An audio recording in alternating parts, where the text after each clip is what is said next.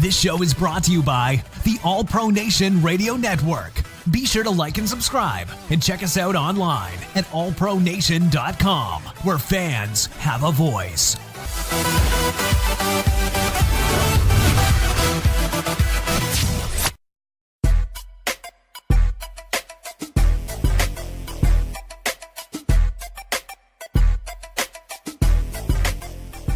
What is up, everybody? You are listening to the All Pro Nation podcast right here on the All Pro Nation Radio Network. Got, as always, with me the co-host and the co-pilot's chair, Tanner Weber. Tanner, how you doing today, man? Doing good, man. It's finally warming up here. Oh, yeah. How is that South Dakota weather treating you?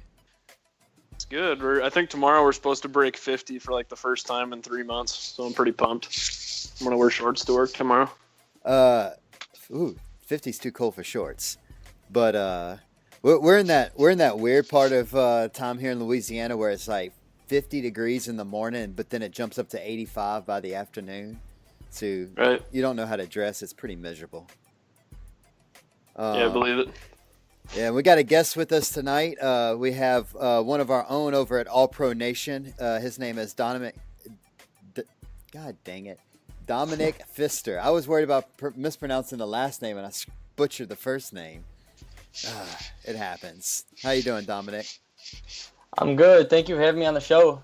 Yeah, no problem. Why don't you go ahead and tell everybody your Twitter handle so they can be sure to follow you in the Twitterverse.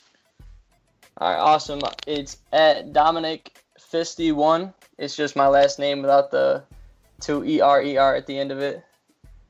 Awesome.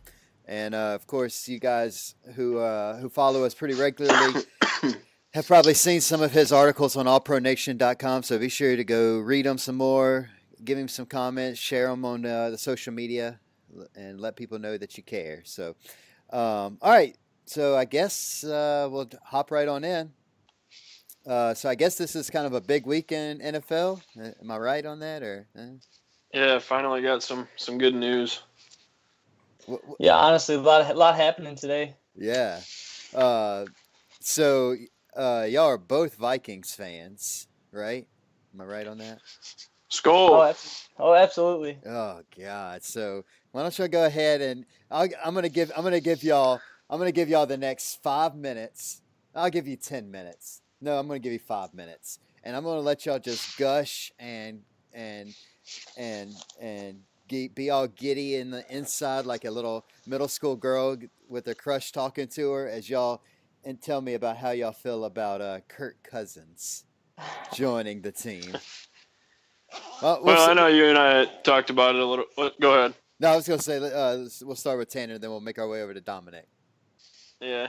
You and I talked about it a little bit before we hopped on the show here, but I was actually asked by somebody today about the QB situation and why the Vikings just didn't retain one of the three guys that we already had, Bradford, Keenum, and Bridgewater. And Bridgewater and Bradford just had injuries that, there's so much uncertainty with their plan coming back. I mean, can you trust them to be productive for years to come?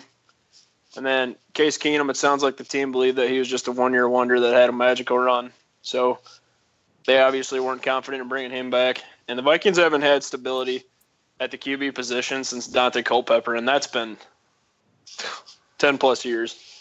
So to get a guy like Kirk Cousins that's available, we're not exactly thrilled about guaranteeing him $84 million in a contract, but to have some stability at the position for the next 3 years and a guy that's serviceable, like top tier 2 quarterback maybe. I don't know. I'm pretty excited about it. He's never really had a defense when he was in Washington. I think they were always ranked in like the mid-20s. So I think coming to Minnesota, he's finally got a defense that's in the top 5. And, I mean, he's got some weapons around him. Dalvin Cook's coming back. Adam Thielen, Stephon Diggs, Kyle Rudolph. And, I mean, they might even add a few more yet this offseason. So I'm really excited to see what he's going to be doing next year in purple. Yeah. And what about you, Dominick? How you feel about Kirk Cousins?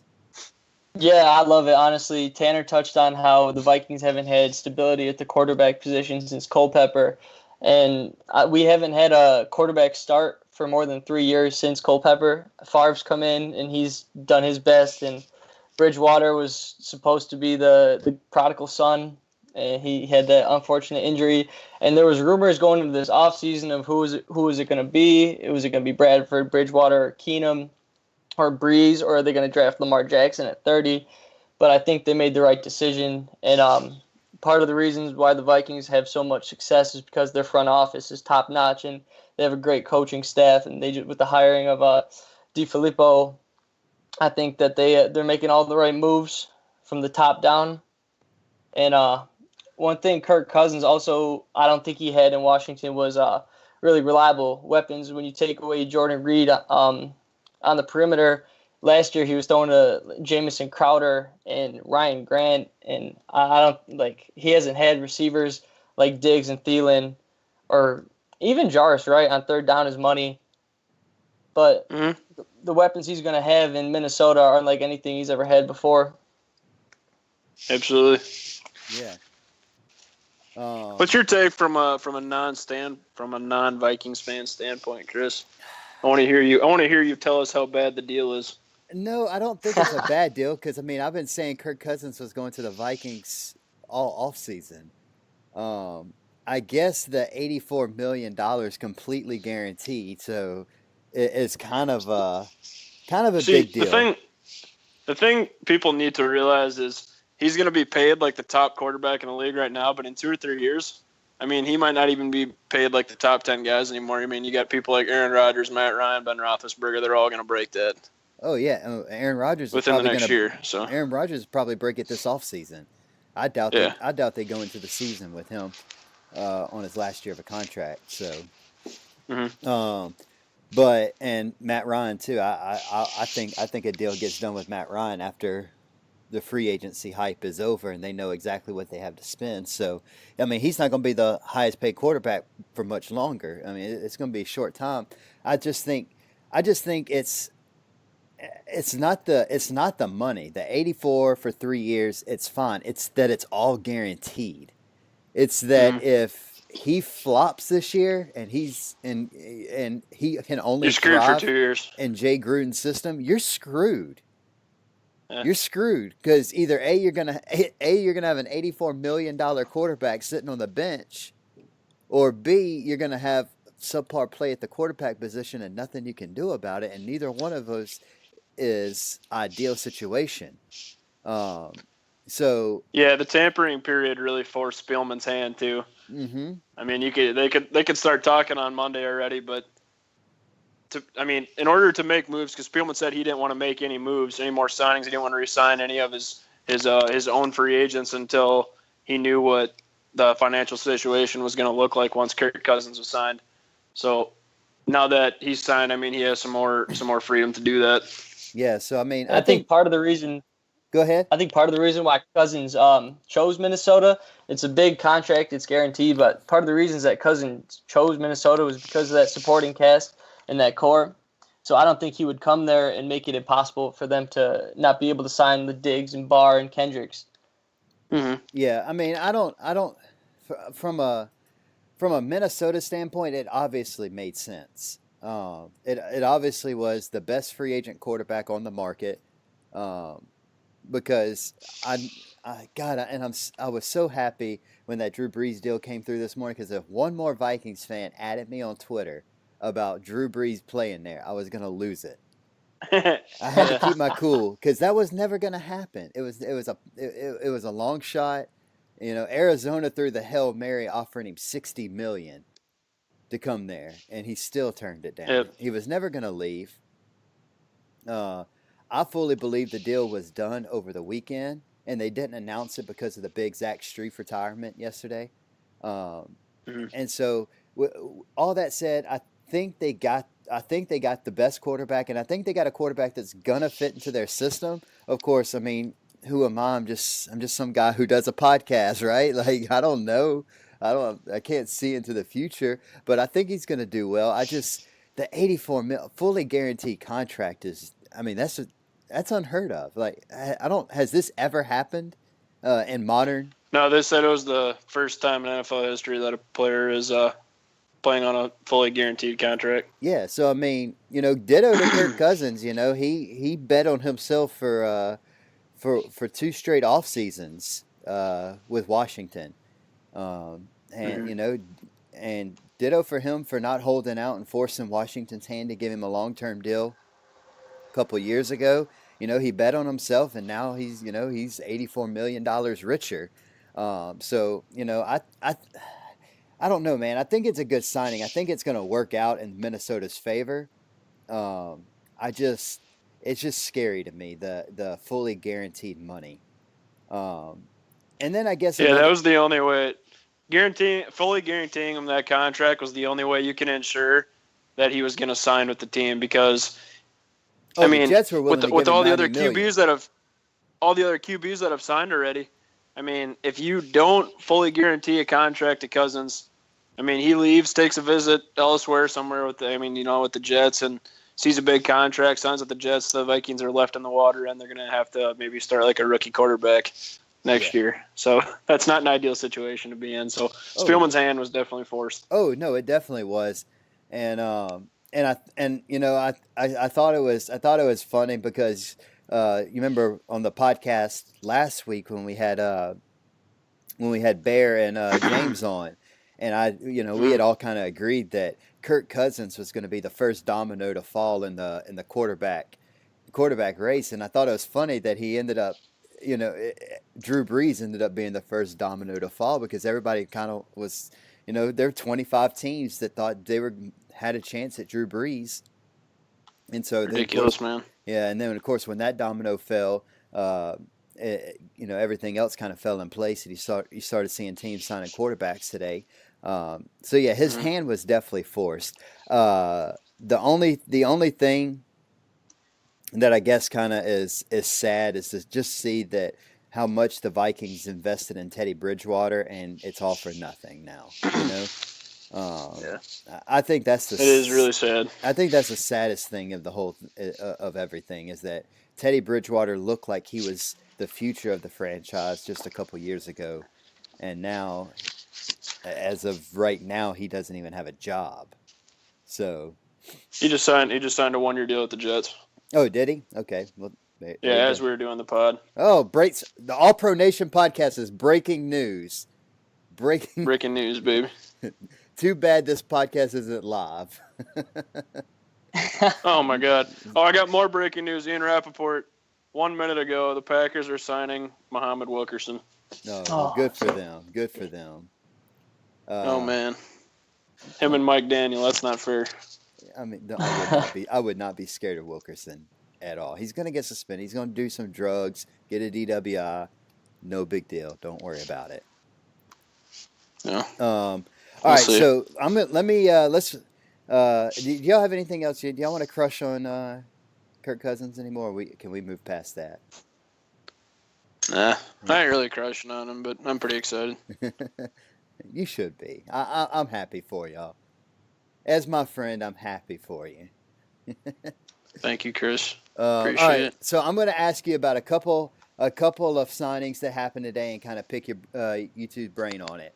First one I want to get to is Malcolm Butler to the Titans, $60 million contract. What do y'all think about the Titans essentially overpaying for Malcolm Butler?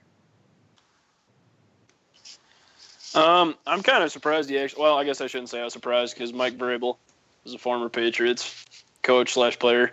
But I'm kind of surprised that he went to Tennessee. I figured he'd maybe go to somewhere like Detroit with his old defensive coordinator, Matt Patricia.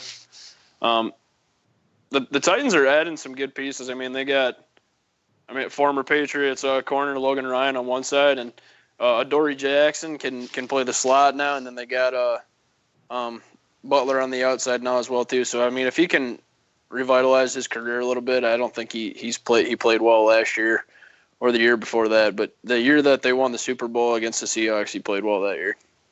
Yeah. What do you think about it, Dominic? You have any thoughts on Malcolm Butler to the Titans? Yeah, I think it would have made sense for him to go to somewhere like the Jets, where they had all that money and you get to play New England twice a year. And you can't tell me that Malcolm Butler's not trying to get back in New England for sitting out the Super Bowl. Right. So I think the Titans they're in win now mode. They like what they have with Mariota. He played pretty well in the playoffs. I think that they're getting ready for the showdown with New England again next year. I think Malcolm Butler's licking his chops to stick it to the Patriots. Absolutely. Yeah. All right. So the next one is a lot of backlash on Twitter for this, and it's, a lot of people are kind of confused about it. I think it's brilliant, and that's going to be the Jets. They have $90 million in cap space, so they're not even going to fill the $10 million that they gave to Josh McCown on a one-year deal. But a lot of Jets fans are upset about this.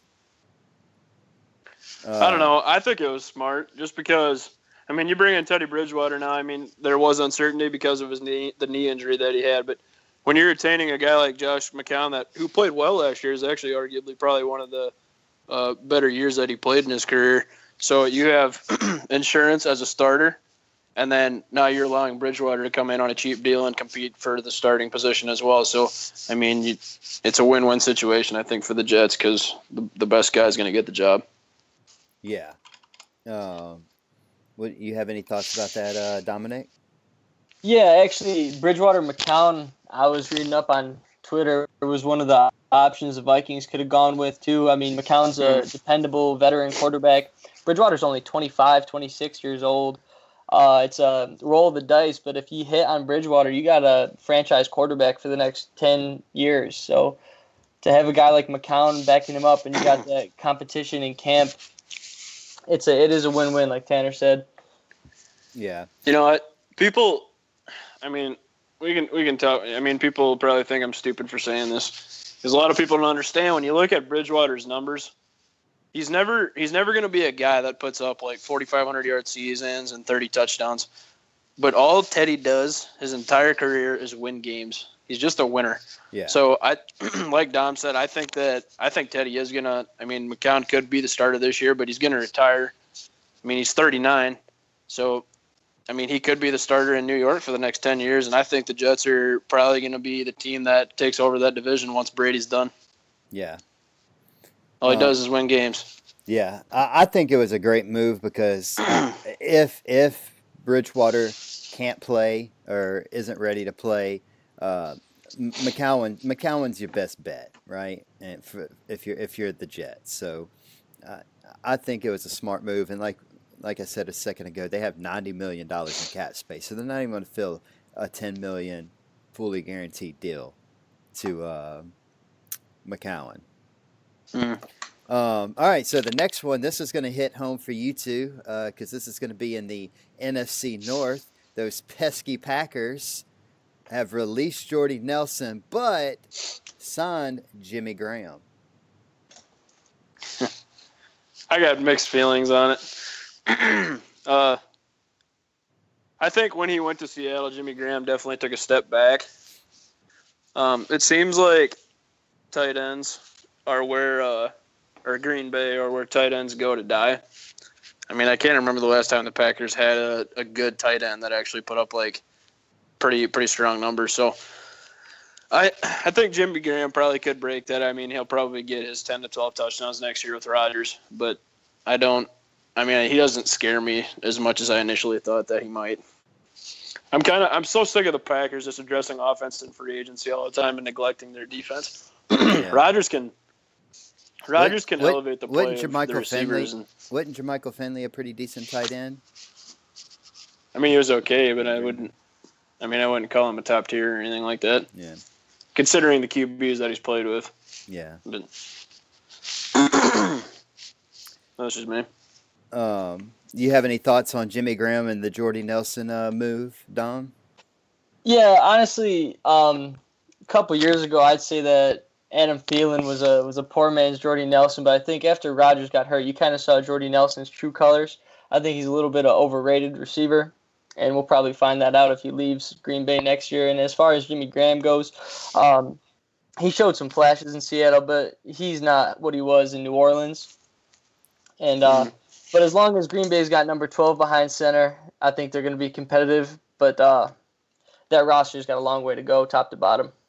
Yeah, so let me have a little rant at this real quick. Look, I was told this morning by somebody that I trust that the Jimmy Graham deal was all but done, right? Then of course he texts me later and says, "Oh shit, something's happening. It's not probably not going to work out." And then Tanner breaks it to me a little while later. He signs in Green Bay. From what I understand, the Saints were offering him somewhere in the ballpark of 23 to 24 million for 3 years. He gets 30 million with the Packers. And what's this screams to me is Graham was simply following the money, because you can't tell me that Green Bay is a better option to potentially win a title right now within this 3-year window than the Saints. So. And look, I'm not bashing him for following the money, make your money, do what you got to do, but let's call it what it is. I don't think that Green Bay they've got a lot of question marks. I don't think they're even going to be a contender in the NFC North next year. I think they're going to be lucky. Oh my goodness, Chris. They're going to be slander. They're going to be lucky to go. They're going to be lucky to go 8-8. Come at me, Packers fans. 8-8. Oh my gosh. And oh my goodness, tweet this right now. Tweet it. I'm to tweet it. Tag me in it. Chris Smith is telling me Packers are going to go 8-8 at best next year. I mean, I would agree with that in any sense that if anybody else was under center besides Aaron Rodgers. Exactly. But when Aaron Rodgers is under center, they the worst they can do is 9-7. I mean, 8-8. That's the worst they can do. Okay, I give you that because you know what? The Saints were able to manage 9-7 3 years straight when they literally had nothing but Drew Brees, and he was able to get them to 9-7. So I'll give you that. They'll go 9-7 then. That I can make that compromise. But because they're going to win 6 or 7 games at Lambeau for sure. So basically, all you got to do is win 2 or 3 on the road, and you're in the playoffs. I mean, they're not making the playoffs. They're going to be too many. They're going to be too many good NFC teams. The Eagles aren't going anywhere. The Vikings aren't going anywhere. The Saints aren't going anywhere. Atlanta's not going anywhere. I mean, they're too Carolina. Who?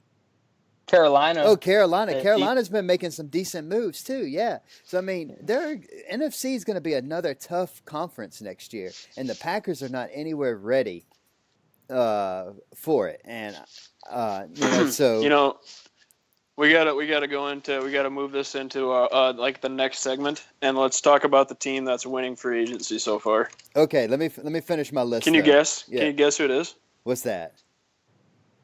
Or you got something else you want to add? Yeah, I got one more player I wanted to add in this segment. Okay. Well, I was talking about the NFC North. Oh, okay. Who's winning free agency in the NFC North? It's the Bears. They're putting together an amazing team. I tweeted today that the Bears scare me more right now than the Packers do. I mean, both are very good teams, and I think both will contend for the playoffs next year. But what the Bears are doing, I mean, they already had a top 10 defense last year, and now you're adding in weapons. If Mitchell Trubisky can be a serviceable quarterback next year, the Bears are going to win 10 or 11 games, I think. Oh no, the Bears are on the and see, it kind of sucks because they fired John Fox, and he didn't even get a chance to see it. Well, they had a ton of injuries last year too. Yeah, I mean, John Fox put them where they are, and let's not forget that. But all right, so I got one more player on this list of kind of big signings, and again, this one hits home for you too. Sam Bradford to the Cardinals. Steve Kim really didn't have much to pick from. I mean, if you're looking at the free agents quarterbacks, I said earlier they made the Hail Mary to Drew Brees. They missed out on Kirk Cousins. They missed out on Case Keenum. They missed out on Teddy Bridgewater. I mean, Sam Bradford was it. I mean, unless you wanted to roll the dice on a backup quarterback, I mean, this was it. And so it's going to be interesting. $20 million for 1 year is a lot of money for a quarterback who's constantly hurt. Yeah, generally I would say that adding Sam Bradford isn't a bad move because, I mean, he's a really good quarterback when he's healthy, but he's had a hard time doing that throughout his career. Arizona is not an ideal situation for him because their offensive line is really bad right now. Yeah. I'm just surprised that they didn't go after a quarterback that's a little more mobile and can maybe escape pressure. But I mean, Sam Bradford's not going to do that. Even with the Vikings, his pocket awareness isn't the best. Yeah. What do you got anything, Dominic, on Bradford to Arizona? Sam Bradford put on his black ski mask and he just robbed the Arizona Cardinals out of $20 million. He can make every throw on the field, but you might as well. You're just grabbing Carson Palmer all over again. Yeah. And I mean why not go after a younger quarterback like McCarron and maybe draft somebody and have them compete it out? You know, McCarron's younger. He really hasn't had a chance to show what he could do. But you got a young team in Arizona too. David Johnson, Pat Peterson, Mathieu at safety. That team is young, and I think they're a couple years away. So it would be smart to take a quarterback to grow with that team. Okay. It's worth noting that the Cardinals are rumored to be interested in moving up to get a QB too. I know they really like Josh Allen out of Wyoming, so yeah, they are going to draft a quarterback to groom and eventually replace Sam Bradford. But just going into next year, I just don't know how I feel about it. They definitely have to address the offensive line in free agency. They got to get at least one top tier name. Yeah, absolutely. And Nate Solder, I'd be throwing everything I got at Nate Solder right now, but we'll see what happens. Well, this just came through. Tremaine Johnson is signing with the Jets on $15 million a year on a 6-year deal. Mm-hmm. I saw that. Shoo. Let's see. I'm kind of going through a bunch of stuff that's happened recently. Isaiah Corwell is going to the Jets as well. The Jets are doing work over there, huh? Build that team. Get Teddy a team. Build it up. This is an interesting one we can talk about. Todd Bowles knows he's on a make or break year. This is his last chance. So. Oh, absolutely. Yeah, he's got to do what he can do this offseason. He's not anything worse than 8-8. He's done. Mm-hmm. This one's an interesting one. Jonathan Stewart with the Giants. Yeah, I don't like that either. I hate that move. Hate it. That's so stupid. He followed Mike Shula. Yeah, I hate that move too. I hate that. I hate that my boy Pat Shurmur is just digging himself in a deeper hole. I do not. I don't understand why they didn't go after Jerick McKinnon. That's a good question. I mean, they're rumored to, aren't they? I mean, they still can. I can't. Yeah. I'm not going to say that they can't still sign him, but I just don't. I don't understand if you're gonna even why. It's a why perfect Jonathan fit. Stewart out of all the running backs? Deion Lewis is out there. Carlos Hyde, Jeremy Hill. Why Jonathan Stewart? He's like 32 years old. Yeah. He's done. Yeah. I'm just not a fan. I'm not a fan of that signing at all. That was actually probably one of the worst signings of the day, to be honest with you. Yeah. I'm not a big fan of it either. This is big news. Again, this touches home for both of you guys. Adrian Peterson was released by the Cardinals. Does he retire or does he try to play another year? I think he's going to try and play one more year, but if he doesn't get any, I can't see him. Well, I shouldn't say that, but I'd be surprised if he had a team before camp. I mean, he's almost in his mid-30s now. I think he's going to be one of those guys that gets signed once a running back on a team gets hurt somewhere, and they need some depth help. But I think if it's not this year, if he doesn't retire this year, I think he'll retire in 2019. Yeah. Yeah, I can't imagine the road is much longer for Adrian Peterson, and it's a shame because he's such a talented running back. But Father Time catches up to everybody. Yeah. Mm-hmm. This is another. I mean, the move makes sense, but it's why even bother? The Jacksonville Jaguars are signing Dante Moncrief to a 4-year deal. I mean, it's great. He's a good receiver, but I mean, he has nobody throwing him the ball, so I mean, seems pointless, right? Yeah, I agree. They were talking about on NFL Network before we hopped on here. Reggie Wayne was saying how he thought he was one of the most underrated signings of the day, and I'm like, dude, what are you talking about? Ooh, this one's coming came through earlier. I missed this one. Falcons wide receiver Taylor Gabriel expected to sign with the Bears. Yeah, dude, I'm telling you, they're killing it. Yeah. If Trubisky's who they think he is, then Bears are for real. They added 3 offensive weapons today: Allen Robinson, Taylor Gabriel, and Trey Burton, the tight end from the Eagles. Yeah. That's nuts. Let's see here. I'm kind of flipping through a bunch of transactions today. Marquez Lee got re-signed by the Jacksonville Jaguars. That was kind of shocking. I thought they were going to let him walk. Yeah, we had Zach on a few weeks ago, and he said he didn't think that Lee was going to be back. So yeah, that is a surprise. Mm-hmm. You have any other? You have any free agent signings that are kind of head scratchers to you? Oh, I got one. I'm kind of surprised that the Tampa Bay Buccaneers didn't go out and get a corner. Instead, they re-signed 35-year-old Brent Grimes to a 1-year, $10 million deal. Are you freaking kidding me? But look, Brent Grimes wasn't the problem in their secondary, not by a long shot. Yeah, but you still need to get younger and better. Oh, I mean, let them keep doing that. Let them. I'm in the NFC South, buddy. Let them keep screwing up. Another one. If we go back to the Giants too, I mean, I obviously don't like the Jonathan Stewart signing, but I am shocked that they haven't brought in an offensive lineman yet. That is clearly the biggest hole in their team right now, and they actually have multiple holes up front, and I'm just surprised that they haven't been on the phone with anybody. I know that they called Andrew Norwell, but he ended up signing with the Jags. So what do you? Let me pick both of your brain. We'll start with Dominick on this one.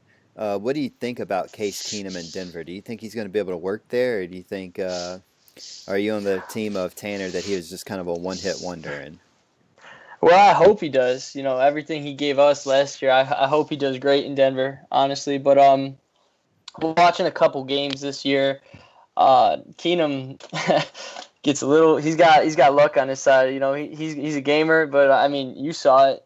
Marcus Williams makes a better play, and the Saints are in the NFC Championship game, and those are the types of plays that Keenum had a lot this year with the Vikings. A lot of his playmakers made plays for him. He had a lot of picks that got dropped. He's a risk taker, and yeah, he is.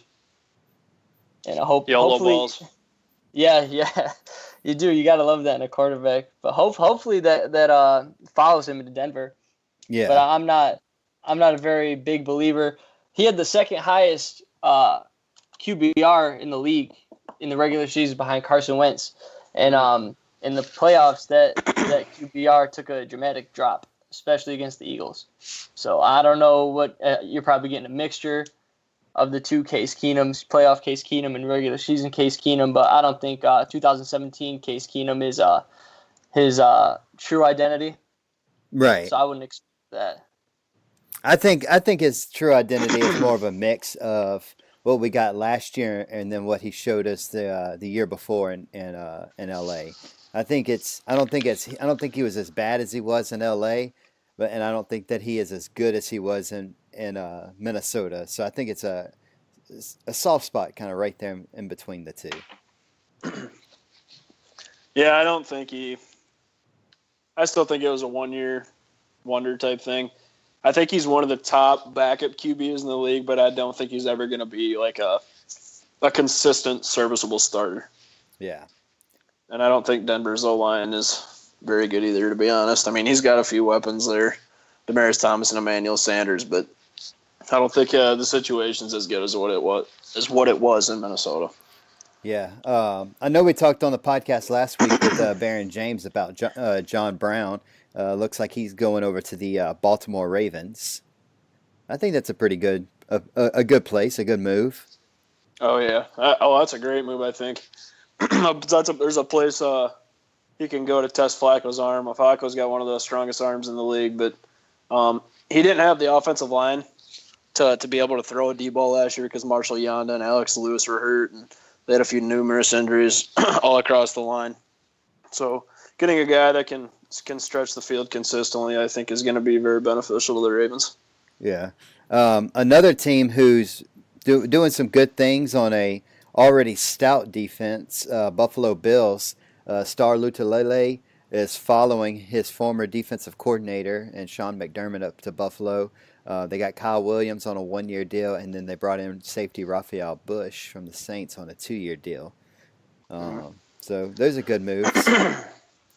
What do you think about? Yeah. Go ahead, you got some on that? I was just gonna say, you won't be able to run the ball on the Bills this year, but I'm not sure if you'll be able to generate pressure from the pass rush. Yeah, because both of those guys are run stoppers, but they don't pressure the quarterback. So, Dominic, what about the trade of the Eagles trading Torrey Smith to the Carolina Panthers? Who they get? They got Daryl Worley out of that trade. Mm-hmm. The DB. Right. Yeah. I think that's a good trade. I mean, honestly, the Eagles, Torrey Smith, wasn't as pivotal to their offense as Ertz or Jeffrey or Aguilar.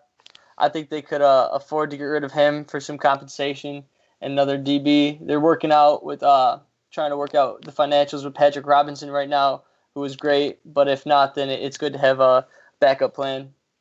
Yeah. But I think the Eagles, what they're doing with their D line right now is who cares who's their wide receiver right now with that defensive line.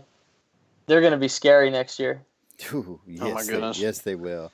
Yeah, we didn't even let's go in on that a little bit. Let's talk about the Michael Bennett trade. Okay, yeah, I was actually saving the Seahawks and the Browns for later, but we can hit on that. Yeah, we can do that later. We can. All right. Well, let's finish kind of going through a couple of the more big things.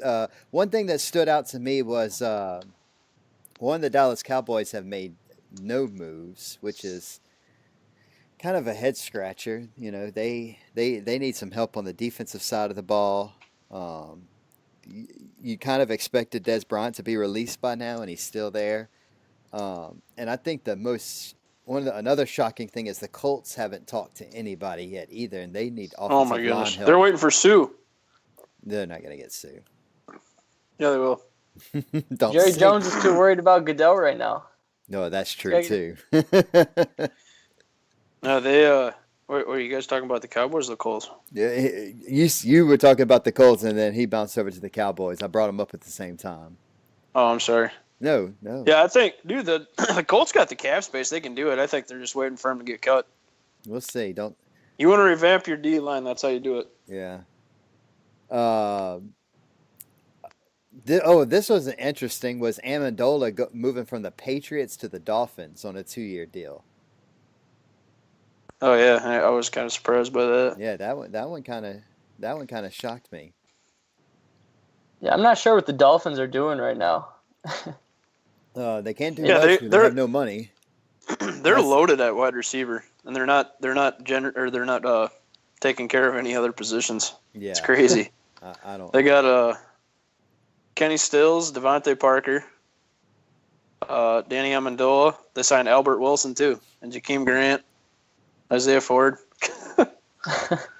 It's crazy. I guess I'm a little shocked San Francisco hasn't been a bigger player so far in this first wave of free agency. I don't know. I just kind of they have a lot of money, and so I'm just kind of shocked that they haven't made any big splashes. Western Richburg. What's that? They signed Western Richburg. Yeah. I guess he's a pretty good offensive lineman. Yeah, they needed a center, so that worked out. All right, so let's move over into what do y'all want to do first? Y'all want to do the Seahawks or the Browns? Let's do the Seahawks. The Browns could take a while. Browns are so much fun. I love the Browns. I love the Browns. So the fire sale going on in Seattle, huh? They've gotten rid of Richard Sherman. They've gotten rid of Michael Bennett. Jeremy Lane. They still haven't worked out a long-term deal with Earl Thomas yet. There's trade rumors of him possibly to the Cowboys. I saw those floating around earlier. I mean, Jimmy Graham, obviously, we just talked about him a minute ago. I mean, they're just fire selling the whole team, it feels like. Yeah. Yeah, I agree. The Seahawks, I know we talked about this a few weeks ago. The Seahawks are going to look very, very different next year. And I'm actually kind of curious to see how many games they're going to win. I don't know what they're going to look like. Their defensive NFC West backfield is is brutal completely next year. What's I mean, that? NFC I West know is stacked. That division is going to be stacked next year. Oh, yeah, the division. The Rams and the Niners. The Seahawks picked a really bad time to dump everybody. So, I mean, priority focus should be offensive line and free agency. But, I mean, you're trying to free up money because I know they want to re-sign Sheldon Richardson. Yeah. But at the same time, you got to look for a defensive end as well. And then a starting corner opposite Shaquille Griffin. And we don't know what's going to happen with Earl Thomas either. So, and I forgot you got to replace Jimmy Graham as well. So they have holes just up and down their roster right now. It just doesn't look good, and their cap situation is not the greatest either. And don't forget they have no offensive line. Do they have we picked a running back yet? No, they still don't have. They still. I mean, you can keep talking about the running backs and rumoring people. I mean, to take visits in Seattle, but I mean, I think any of the 5 guys they got there now could be a starter. I mean, Thomas Rawls he's shown flashes, but he can't stay healthy. Mike Davis ended the year as a starter, and then they got C.J. Process and Chris Carson, who both ended up on IR. And Chris Carson looked really good. He was putting up fantasy points before he got hurt last year. Yeah. So I wouldn't waste my money on a running back in free agency. Yeah, and then on the flip side of Seattle, this freaking Philadelphia defense has now added Michael Bennett, Haloti Ngata, Daryl Worley from the Panthers, and Corey Nelson on a 1-year deal. What the heck? That defense was already scary. Yeah, man, I agree. It's not often That's all you got to say about that. Get drastically better. Yeah. Yeah, it's like is there any offense that's going to be able to handle this defense? Vikings, of course. Who else? Yeah, Chris. Don't you know already? I saw how y'all handled it in the NFC Championship game. Y'all handled it real well. I mean, they keep adding players, and I mean, they added did you say Haloti Ngata? Yeah, I said Haloti Ngata. Oh, you did? Okay. Yeah, I mean, the defensive depth is obviously very key to their success, but they don't have a dime to their name right now, and they had to cut Brent Selleck today, and I think they're still trying to figure out ways to free up some money to get some help in there, or to free up some spots. And I think they also want to re-sign Nigel Bradham, but I don't think that's going to happen either. Yeah, I mean, they have talent up and down their roster. They'll be fine. Yeah, they'll still compete next year.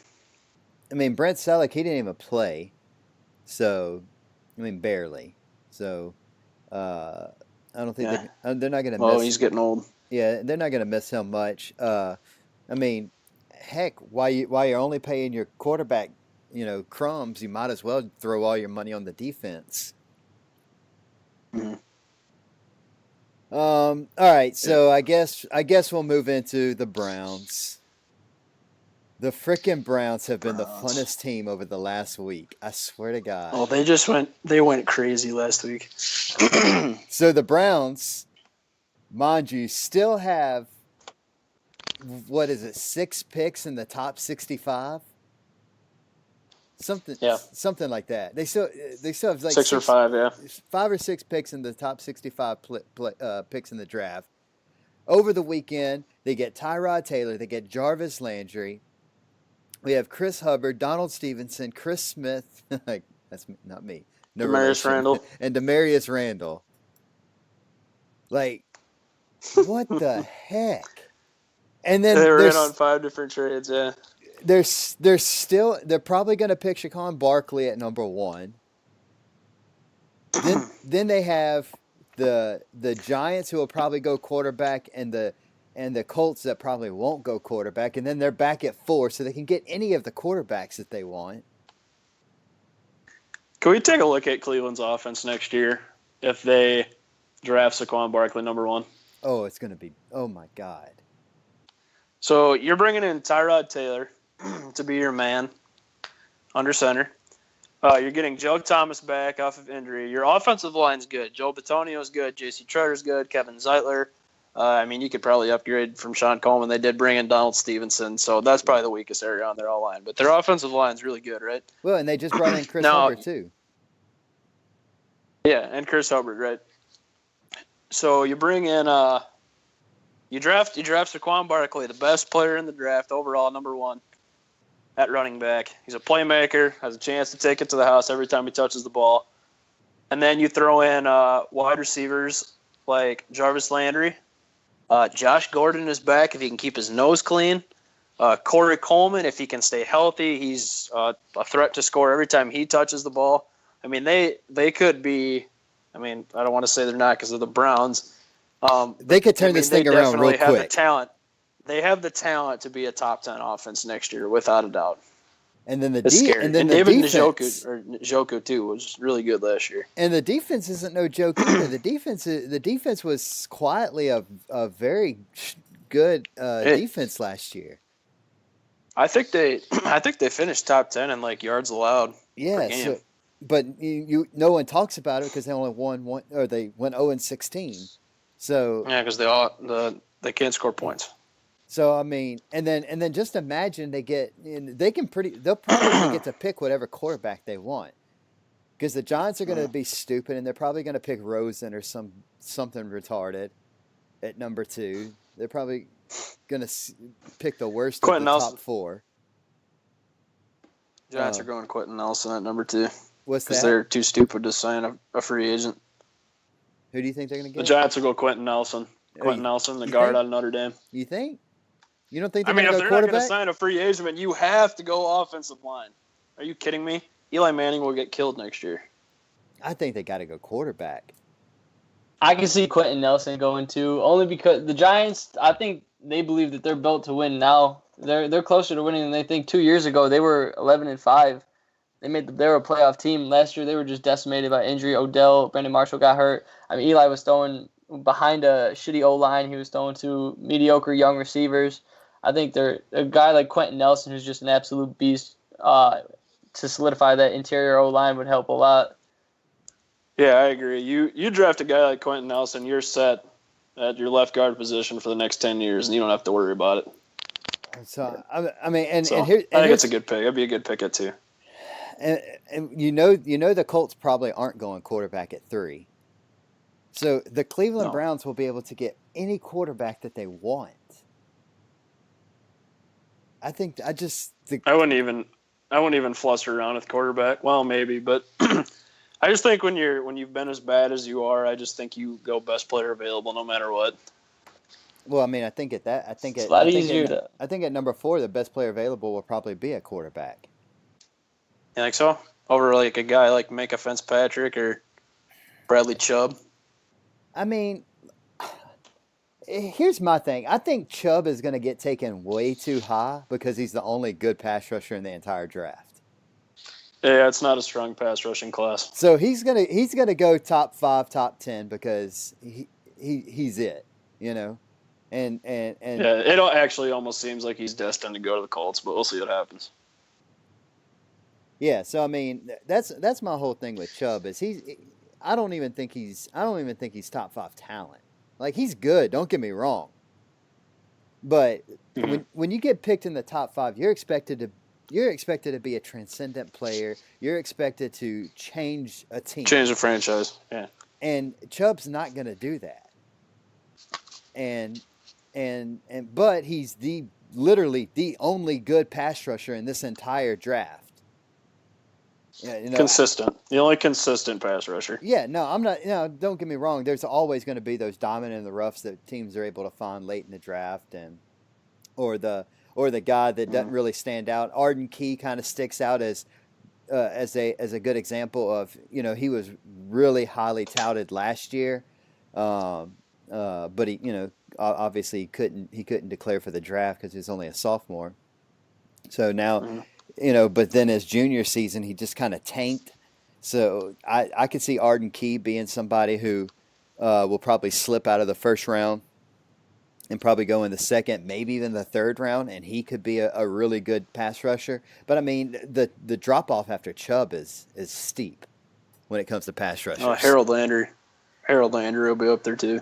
Yeah, so I don't know, man. I could see him going Minka, maybe. I guess I could see that, but I don't know. I think that I really think they go quarterback. Make their defense, the better they make their defense, the better they make their offense, the better team they build. It'll be a lot easier to mold and grow a young quarterback. It's easier to hand the keys to a Ferrari off to someone than a beat up Ford, you know? Yeah, absolutely. But here's my thing. If they don't take a quarterback at number 4, and we're getting way off topic because we're going to talk draft the next 4 weeks. But if they don't take a quarterback number 4 and they get that defense even better, they put all these weapons around Tyrod Taylor, they might not be in a place where they can draft a quarterback this high again. Yeah. Because one would hope that they're going to, with all this stuff that they're doing, that they're building a legit franchise now, finally. Mm-hmm. And so they may not be this high. Yeah, John Dorsey's done a good job. A lot of, and that's another thing. John Dorsey's going to get a lot of credit, mainly because of the moves. But don't forget, Sashi Brown is the one why they have all this draft capital to be able to get these players. Mm-hmm. So there's that too. Trust the process. Trust the process. That's right. The Browns have been trusting the process for far too long. All right, so I guess outside of that, there's nothing else really big as far as free agency goes. Did we talk? We hit on Richard Sherman a little bit. Do y'all have anything else y'all want to add on the Richard Sherman front going to San Francisco? I'm gonna cock off here a little bit and say that I actually called that signing. I'm pretty proud of that. You did. But I do like what John Lynch is doing down in San Francisco. That's a good piece to add to your defense. I'm not sure he's gonna be able to stay healthy. It's kind of risky. I mean, because he's coming off his second Achilles surgery. Mm-hmm. And I mean, Achilles is probably next to an ACL. I mean, that's a tough injury to recover from. But I mean, they have a lot of young talent on their team. They got three defenders on their defensive line that have been top 10 picks in the draft. You got Armstead, Buckner, and Thomas. And then you throw in a guy like Reuben Foster where he can keep his nose clean. I mean, he's a good pick. And then they have 2 really good quality safeties too. So Richard Sherman adds a veteran presence to that defense, and I just hope that they can add somebody across from him too. I think the 49ers are really going to surprise some people next year. Yeah. Do you have anything on free agency that we haven't touched on, Dominic, that you want to add? Not really. No, I just think that I like the Sherman deal. I think that he's got some bad blood in Seattle, so playing them twice a year, he's going to be looking forward to that. I think the 49ers have a lot going for them right now. They got their franchise quarterback. They're starting to build their line to protect him. They got a young defense. Sherman's past that part in his career where he's in his prime. You know, the 2 Achilles injuries. He's more of that veteran presence in the locker room, like Tanner said. He's going to be looked to mentor and to mold young talent. So I like that move for both sides. I also really like the Rams secondary. I think the NFC West is going to be brutal next year. I love getting the Peters trade and getting Aqib Talib, and Roby Coleman is very good. I think the Rams are going to be tough. Yeah, playing against the Rams defense next year is not going to be fun. Yeah, I'd hate to be Russell Wilson right now. Sucks, man. And is there any I know we said Giants and Colts really need to focus on offensive line. Is there any other teams that just have glaring needs that you think they need to address via free agency that we haven't really the Giants offensive line that we haven't hit on yet. Yeah. Way to go, Tanner. Way to listen, buddy. I'm sorry. Gosh, I don't know. I'd have to go up and down. Yeah. Nothing's really jumping out at me other than the offensive line. The Texans. I think the Texans still need to add some offensive line pieces too. I mean, yeah. Deshaun Watson showed a lot of promise last year. If they can keep him clean next year, I think they'd be really fun. They'd be a fun team to watch on offense. Yeah. All right. Well, of course, things are going to get a little bit more heated tomorrow when free agency is set to legitimately begin. So next week's show will be fun. We'll have a lot of stuff on some more free agent stuff. And then also next week, we are doing our first mock draft. Oh, yes. So me and Tanner each will have our first round draft projections, and we'll go through them all 32 pick by pick and kind of compare and see where he is versus where I'm at. So that's going to be a lot of fun. Yeah, before we finish up here, I just kind of want to go through the signings, and actually there were quite a few cuts today too. Yeah, go. If that's cool with you, if you guys got something you want to throw in, I'm cool with that as well. Yeah, no, this is so Dominic, this is kind of like our news and tidbits section. So if you have anything you want to add, man, just blurt it out. Yeah. So since we've been on the show, we have had a few signings. Muhammad Wilkerson is signing a 1-year, $5 million deal with the Packers. That is that's robbery. That seems kind of weird to me. I feel he doesn't kind of strike me as the type of guy that wants to take a cheap deal, especially to play in the cold weather like that. So that's a cheap deal for him, for a good player. The Bears are expected to release Mike Glennon tomorrow. Upon his release, he is going to sign with the Arizona Cardinals, so you do have a backup or some insurance for Sam Bradford in case he gets hurt. Prince Amukamara is re-signing with the Chicago Bears. That gives them some stability in their defensive backfield. And Ryan Grant, the former Redskins receiver, is signing with the Ravens, so they're adding another weapon as well. So to kind of go through the signings today, the Bears added Allen Robinson, Trey Burton, and Taylor Gabriel. The Bills added defensive tackle Star Lotulelei and defensive tackle Kyle Williams, as well as safety Raphael Bush. The Broncos added quarterback Case Keenum. The Browns were relatively quiet today, actually. I think the only guy they signed 2 tackles. Chris Hubbard and Donald Stevenson. I think we touched on that already. Yep. The Buccaneers have been pretty active so far. I know we already mentioned they re-signed cornerback Brent Grimes to a 1-year, $10 million deal, and they extended tight end Cameron Braid, 6 years, $41 million. They've also re-signed wide receiver Mike Evans to a 5-year, $82.5 million contract extension. He's going to be making $16.5 million per year, so he is now the highest-paid wide receiver in the league, I think. Do I have that right? Yep. Until OBJ comes out here in the next couple months and breaks that. They also re-signed quarterback Ryan Fitzpatrick. I'm not really a fan of that move either, to be honest with you. The Cardinals signed quarterback Sam Bradford. The Chiefs signed Sammy Watkins this morning. That was a big move. I don't think we talked about that at all. Oh no, we forgot about that one. Yeah, that's a good move up if you want to stretch up Pat Mahomes' arm. Yeah. I mean, he's rumored to have a big arm. That's a good piece to add to their offense. Kind of have Tyreek Hill work underneath and Watkins stretch the field. Yeah. They also signed linebacker Anthony Hitchens away from Dallas. The Dolphins signed 2 wideouts today, Albert Wilson and Danny Amendola. Let's see. The Jags signed guard Andrew Norwell today, 5 years, $66.5 million contract. He's now the highest paid guard in the league. Very deserving, I think, in my opinion. The Jets signed 2 QBs, Teddy Bridgewater and Josh McCown. They also signed running back Isaiah Crowell away from the Browns and cornerback Tremaine Johnson. So, I don't know. I think they've actually done really well in free agency so far too. Between them and the Bears, I don't know who's had the better day. Yeah, they the Science. Go ahead. No, but they've both had a really good day. Yeah.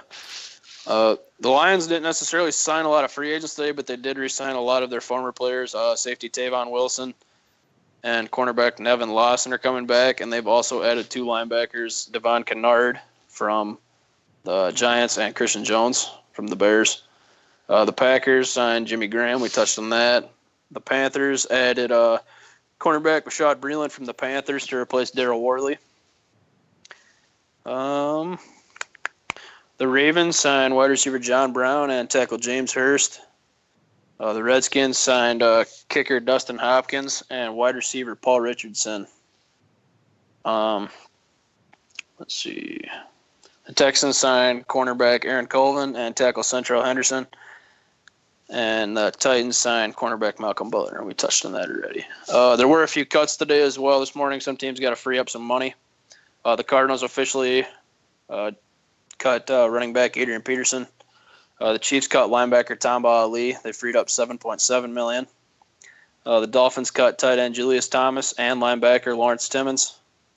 The Eagles cut Brent Selleck, and they probably have some more restructures and cuts coming. I think they're last in the league in cap space right now. The 49ers cut defensive end Elvis Dumerville. The Giants cut Dominic Rodgers-Cromartie. The Packers cut wide receiver Jordy Nelson. That was probably the biggest surprise of the day. The Patriots cut tight end Martellus Bennett and defensive tackle Alan Branch. The Raiders cut tackle Marshall Newhouse and Raiders cornerback Sean Smith. And that freed up $8.5 million. Some teams were rumored to be linked to Sean Smith as soon as he was cut, but I don't think he's going to play in 2018. He's going to be in jail because he had an assault charge on him last year. So, I know that'd be a good signing for somebody, but it's obviously not going to work out. He's like 6'3", 210 pounds, so he's got great size for a corner. That whole jail thing the Ravens kind of throws a wrench in it. Yeah, it does. The Ravens cut tackle Austin Howard and running back Danny Woodhead. The Saints declined Delvin Breaux's option today. He's going to be a free agent. How do you feel about that, Chris? Homegrown New Orleans guy? Yeah, I like Delvin Breaux, and I think that he brought a lot to the team. I think a lot of Saints fans are still relishing on his 2015 campaign when he just balled out, and a lot of people were wanting to call him a shutdown corner. And, then, of course, the injuries happened. I'd like to bring him back, and I think he would like to come back. But I think the Saints are right, man. I think, they're pretty set at corner on the outside as far as Ken Crawley and Marshawn Lattimore. Breaux isn't a type of player that can slide into the inside and play the slot, so they were never going to offer him a big contract because he's, for lack of a better word, going to be a backup. Maybe you think about in some situations putting him on the outside and maybe sliding Crawley on the inside, but that's just not where Crawley fits either. And so, I guess they're in a position they've never been in before, and that's they have too many good corners that can play the outside. So I guess we all kind of saw it coming. Yeah, it looks like the Saints have been fielding some calls for corners, so it looks like you guys are trying to add somebody. You got any truth to that? Yeah, well, we have to add a slot corner. Right, so they've. So who was the slot corner last year? Is it PJ Williams? It was PJ Williams, but you gotta remember that Kenny Vaccaro played a lot in the slot. That was his primary role. Kenny Vaccaro is an untraditional strong safety, and he's not very good in the deep in the secondary. He made a name for himself, always playing close to the line. Blitzing the passer and picking up the slot receiver or the tight end. Right. And so with him likely gone, since they're not actively trying to re-sign him, they've got to find somebody to be able to replace what he does. And then, of course, P.J. Williams just isn't your first choice. Right. So. Dominic Rodgers-Cromartie would be a good fit in the Saints defense, I think. The Steelers cut cornerback William Gay after, I don't know how many seasons he spent with them, but he was there for a long time. Yeah, a long time. The Titans are making a ton of moves. They cut quarterback Matt Castle, wide receiver / kick returner Eric Weems, safety Denoris Searcy, and DeMarco or the running back DeMarco Murray, who freed up $6.5 million. Can we just So all that take was a all minute? the cuts.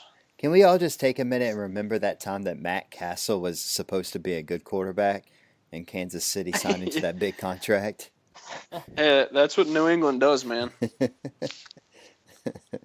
That's why I was so shocked by what's the word Garoppolo. I'm looking for. Yeah, so I was so pessimistic about it. So I just didn't know what to think. Like once he actually left New England, like what was going to happen. Yeah.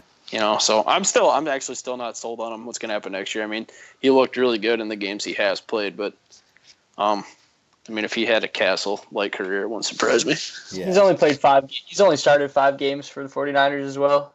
There's still a long season ahead next year. Yeah. Still extremely raw. Hey, but don't forget, Aaron Rodgers had only started 6 games when he first got paid.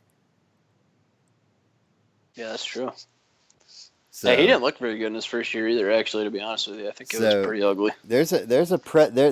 So Jimmy G's not the first one to do it for sure. So it'll be interesting to see how he does. So I'm going to rehash on some of the trades. There were a lot of trades, but they're not really lengthy. But the Seahawks did trade defensive end Michael Bennett and a 7th round pick to the Eagles for a 5th round pick and wide receiver Marcus Johnson. Would you guys agree with me saying that the Seahawks got robbed? They got robbed. Yeah. Yep. I can't believe it. It's just terrible.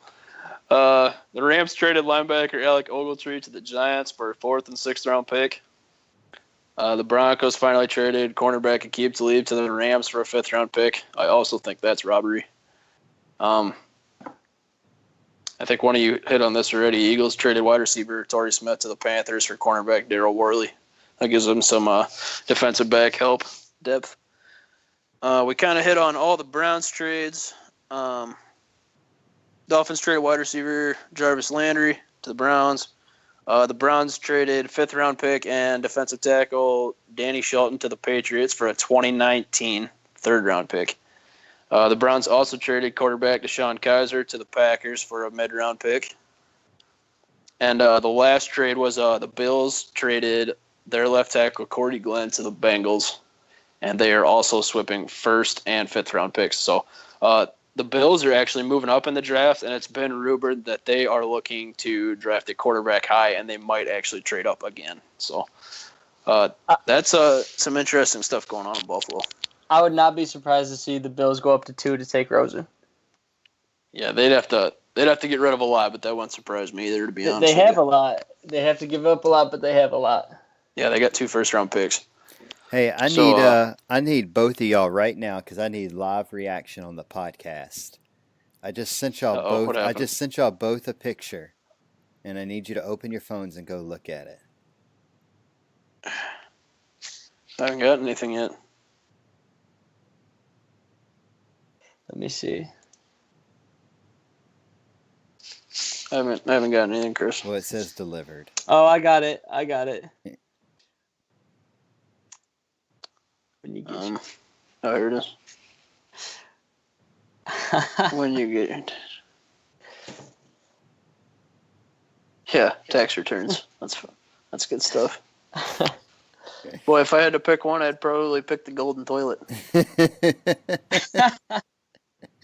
Minnesota just throwing out that money. Yeah, hey, they still got some money to work with yet. So it sounds like they're front loading the deal. I mean, I think Cousins is going to be paid a lot in his first year, and then they're going to extend it to 2nd and 3rd year so they can add pieces around him. Yeah. But to kind of finish up, I guess I would just like to hash on some free agents that are still available for teams. I mean, if you guys, or for anybody out there that listens, if your team is looking for a respective position to upgrade at, these are the top guys still available. Quarterback A.J. McCarron is still available. That's kind of shocking to me.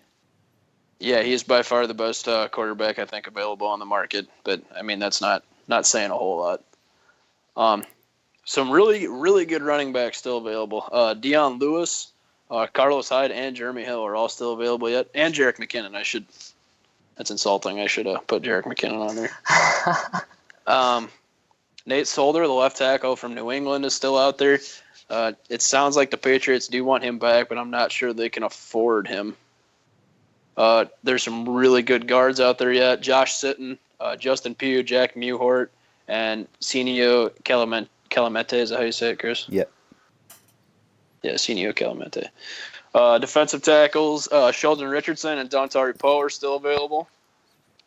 Linebacker Nigel Bradham from the Eagles.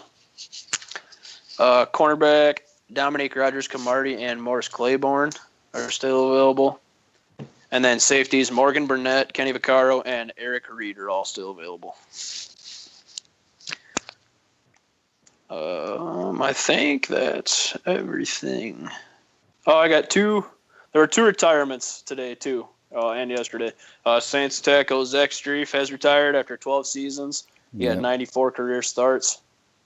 If you didn't have a chance to see his press conference, you'll have to go YouTube. But it was pretty touching, actually. Yeah, it was. Linebacker Paul Posluszny has also retired after 11 seasons. He had 1,214 tackles, 16 sacks, and 15 interceptions. And I think that's everything. That's all I got this week. Yeah, I don't really have much to add. I think we pretty much hit on anything. Dominic, you got anything else you want to throw in? Just two more free agent names I wanted to add. On the D line is Bayou Allen from the Eagles. Oh, yep. And the Andrew Norwell signing for the Jaguars makes me think that guard Patrick Omame might be available for some teams in free agency. Oh, yeah, that's right. I didn't even think Jaguars. about that, yeah. So, if teams looking to add depth, Bayou Allen's probably a diamond in the rough. And then Omame's a proven starter. Mm-hmm. Yeah, he had a good season last year, actually. I'm surprised that the Jags didn't bring him back. Yeah. So, all right. how about you, Chris? I'm looking right now. anything? I think we've pretty much hit on everything. Adam Schefter is breaking more news. Breaking more news. Running back Deion Lewis is signing with the Titans, 4-year deal. Titans are becoming the Patriots before our very eyes. Oh, Deion Lewis and Derrick Henry is unfair. That's gonna be fun. Yeah, that's kind of scary. Unreal. Marcus Mariota's finally getting some help. He deserves it. Yeah, he does. Yeah, he definitely does. I think we've pretty much hit on everything. So just for programming notes, don't forget next week we'll start a little bit of draft coverage. We're gonna do our first mock draft of the season. Then we'll also hit on all the big free agency news. There's going to be a lot of big signings from Wednesday to next Wednesday. So we'll break all that down, and then we got 3 weeks after that until the draft that we'll be doing mock drafts and we got a couple interviews lined up for some people that who are real smart about the draft. So hopefully they're gonna be able to give us some good content. So a bunch of good podcasts planned for over the next coming weeks. So be sure to tune in. If you guys don't have anything else, I guess we'll go ahead and call it a night. I'd just like to tell everybody, if you guys listen to the pod and you like it, please go on Facebook and Twitter and give us a follow. It'd be much appreciated. Very much. And go to iTunes and give us a 5-star review. I can see how many people are listening to it. Yeah, that's you. I'm talking to you that's listening to it right now on iTunes. I know you're listening to it. It tells me. Takes 2 seconds. 5-star review. That's all I'm asking. I appreciate all of you that are subscribing on iTunes. I really do, but I really would like the 5-star review. And then 2, don't forget, be sure to check us out on allpronation.com. If you're interested, join in the team. You can do that there. Go check out Dominick's work. He's put out some really good articles recently. Are you working on anything right now? Or? Not right now. Probably at a recap after the draft Okay. and after free agency. Okay. But I appreciate it. Thank you. Yeah. Dominick puts out some really good articles, so y'all be sure to go read those. Give him a follow on Twitter. Be sure you're following us on Facebook and Twitter. Don't forget you can subscribe at allpronation.com so you can get notifications every time there's something new posted. And just to go ahead, I'm not going to give it all away, but there is a new podcast coming to the All Pro Nation Radio Network, so be on the lookout for that. I think they are going to be live with their first podcast with us in 2 weeks, so be sure to check that out. So yeah. So for Tanner, for Chris, personal Twitters, Tanner's at @purple_post. I'm at 318 Chris Smith. Give us a follow, and we will talk to you guys next week. Y'all have a good night. Peace.